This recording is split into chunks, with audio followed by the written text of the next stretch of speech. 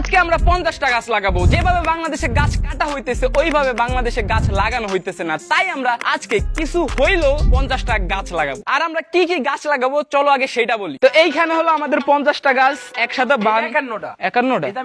তুমি একটা গাছ কালো কালো ব্ল্যাকবেরি গাছ।